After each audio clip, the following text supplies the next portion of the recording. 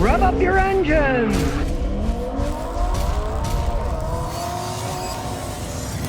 Here we have a Buick, 164,000 miles. He says it's a typical old people's car, and it's got a little of a shudder, especially when you're decelerating.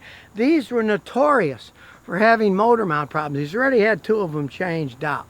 Now, understand one thing about motor mounts. Motor mounts and transmission mounts are metal on the outside, rubber in the middle, to keep vibrations from you feel them in a car. If the engine and transmission were bolted to the frame, steel on steel, your car would vibrate like mad. Originally, cars were like that. Even my grandfather's day, they changed that. But you got mounts on the transmission and engine. They all work the same. So somebody says motor mount, transmission mount. Today, it's more or less interchangeable because they're almost all front wheel drive, and all that stuff is in the front. I'll show you on this. And of course, as it ages, these don't hold themselves up anymore, so we'll get some vice grip pliers here. Make them snug. There. Now it's not gonna fall down. As you can see, here's a mount. The motor and transmission is all bolted together in one piece.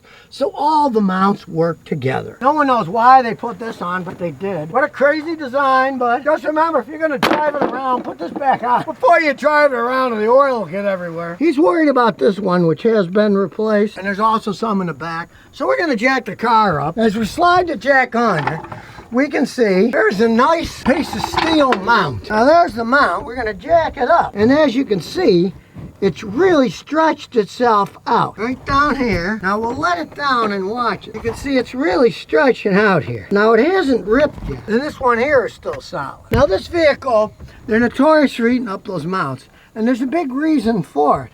And this is the reason. See the back of the transmission here? Notice there's no mount supporting it. It's a cheap design. Crawl under here. We look up, hardly anything there holding it on. We're gonna watch this little one here. Okay, now I'll let the jack loose, turn the handle. See how that one? Jack it up again. Watch it come out of the hole. Okay, now that's the mount that's actually bad. So we're gonna change that one. Now we're gonna find that mount and replace it, but watch this. Another reason when he's decelerated it acts up is this. Look at the tire wobble. Turns out that you can see the outer tie rod's worn out. They're very easy to test, see? Wobbling. We'll take the tire off. Tie rod, you can see the boots ripped. That we really don't care about. It's that you can see the whole thing's moved. Needs replacing. Now I have a little bit of quandary here. They had the tie rod at the auto parts store, but they didn't have the motor mount. But this motor mount, you can see the whole weight of the vehicle sitting on it. And the main problem might be this. Wobbling. And not that. We've ordered the motor mount. We know it's cracked inside because when we jack it up, this comes out and it's ripped. But the other ones have been changed. So this might be the main problem that they're worried about when they decelerate and then the vehicle shakes. So first we loosen this just a little. So this is loose. And then we got to take this off. Now, I got a little loose, but as you can see, now the whole thing moves because this is a cheap design. This one just fits on. There's no washer and lock nut. You can see the replacement one's a better design. There's the nut, and then there's a pin that goes in the hole. This is a cheap design, so we're gonna have to cut this off. Luckily, I got a grinder that fits right in there in the bottom. There's enough clearance now that I can get under there and cut it. And if you don't have a grinder, you can always use a hacksaw too. They both work. Hacksaws just take more time. Then eventually, it comes off. And this just unscrews. Now we realize it has to be perfect. You might not get it perfect, you might need a front end alignment, but this way, we know that the old one screws off. And since the new one's the same length, you just screw it on until it just touches the nut. Keep twirling until it touches. Now it touches, right? But we want to back it up a little because it was loose. That way it'll fit in the hole, right? As you can see, now that goes right in there. It just snaps right in. And then this is a better design because it's a castle nut. And then we put a little piece of steel in there to lock it when we're done, so it doesn't come loose. It goes in there. It's a much better design. Before we forget, we tighten this up. Like I said, you might need a front end alignment, but this at least will be close enough to get you to a front end alignment store. Tension bar. We want this nice and snug, so this won't wobble, and then we need to go a little bit further so we can get a pin in there. A little bit further. Now you can see the hole, we can put a pin in there. As you can see, here's the old one. And we cut the end off. These sometimes are impossible to get off, but you get them loose enough, there's enough room, you can just cut it out. Like I say, you're throwing this away anyways. You don't care. Kit came with a pin, that was nice.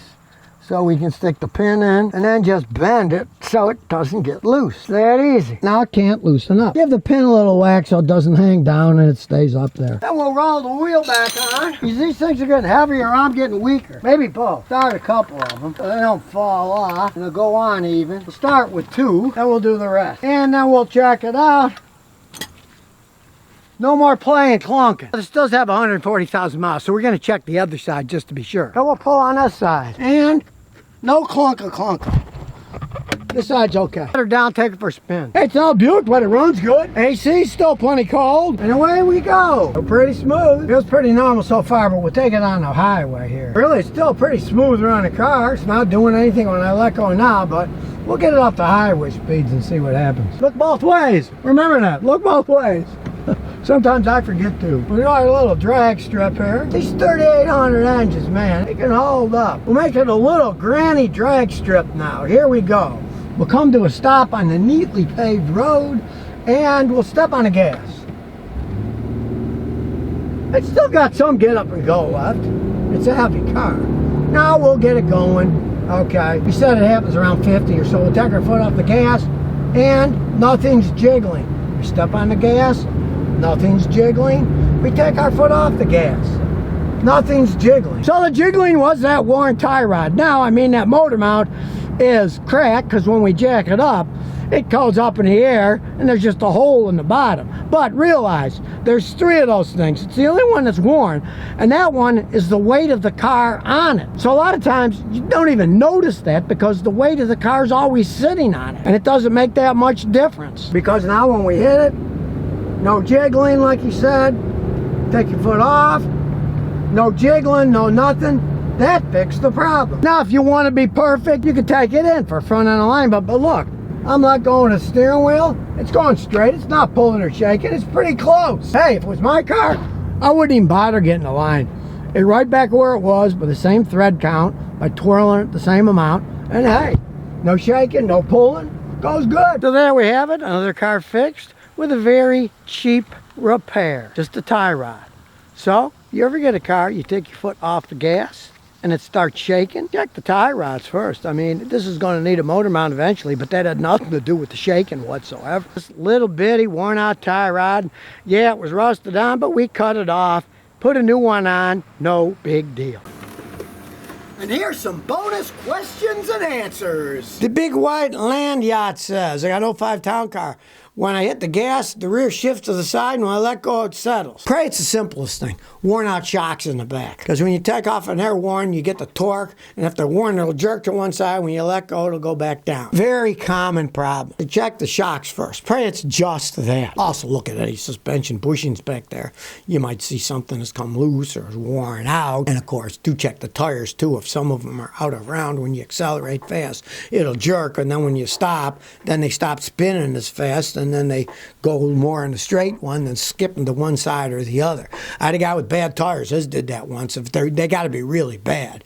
You jack it up and spin them, you see a lump, and then you know that's what it is.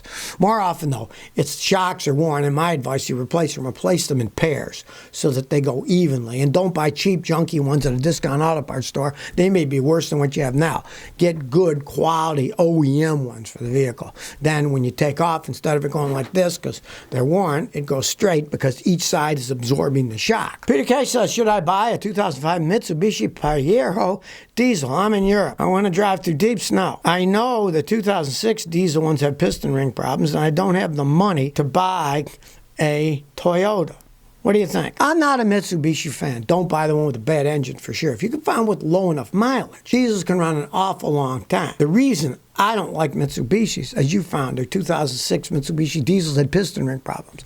Their cars, Mitsubishi, have had piston ring problems throughout history for decades. They just, some reason, don't know how to make piston rings. Or whoever they're buying from does a crappy job. I had a customer back in Houston in the 80s that had a Mitsubishi, burned a quart of oil every 50 miles, smoked all over the place. They just never got that down pat. Now, their newer diesel engines seem to be okay. You're in Europe. Now, I would never buy a diesel Mitsubishi in the United States. You'll never get parts for the stupid thing. You're in Europe. People work on diesels all the time. See if you can find one. But I mean, look a little bit further. Maybe you can find a Toyota diesel. And if you can buy that, it's much better made. Get the Toyota diesel if you can find one. So if you never want to miss another one of my new car repair videos, remember to ring that bell.